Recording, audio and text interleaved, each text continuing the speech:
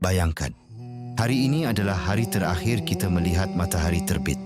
Bayangkan, petang ini adalah kali terakhir kita mendengar suara orang yang kita sayang. Kita sering hidup seolah-olah kita akan ada di sini selamanya.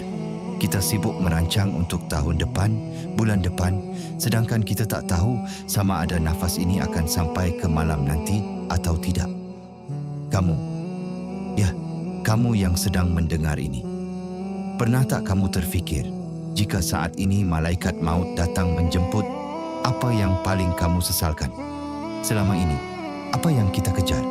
Pangkat, harta, pujian manusia. Di saat nafas kita terhenti, semua itu akan tertinggal di belakang.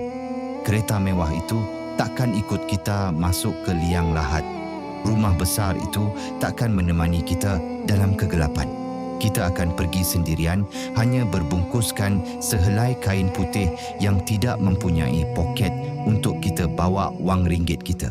Apa yang tinggal hanyalah apa yang kita beri, bukan apa yang kita simpan. Kenapa kita terlalu mencintai dunia yang jelas-jelas akan meninggalkan kita? Apa yang ingin kita bawa menghadap Pencipta? Adakah solat kita sudah cukup sempurna? Adakah lisan kita sudah cukup terjaga daripada menyakiti hati sesama? Kita sering menunda taubat, kononnya nanti bila sudah tua. Tapi kita lupa, kematian tidak mengenal usia.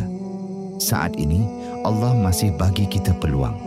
Allah masih pinjamkan nafas untuk kita bersujud. Jangan tunggu esok, kerana esok mungkin bukan milik kita lagi. Mulakan dengan satu langkah kecil. Basahkan lidahmu dengan zikir, lembutkan hatimu dengan sedekah. Kita semua akan pulang. Persoalannya, adakah kita pulang dalam keadaan diredai atau dibenci? Ya Allah, matikanlah kami dalam keadaan husnul khatimah. Jadikanlah akhir kalam kami kalimah la ilaha illallah.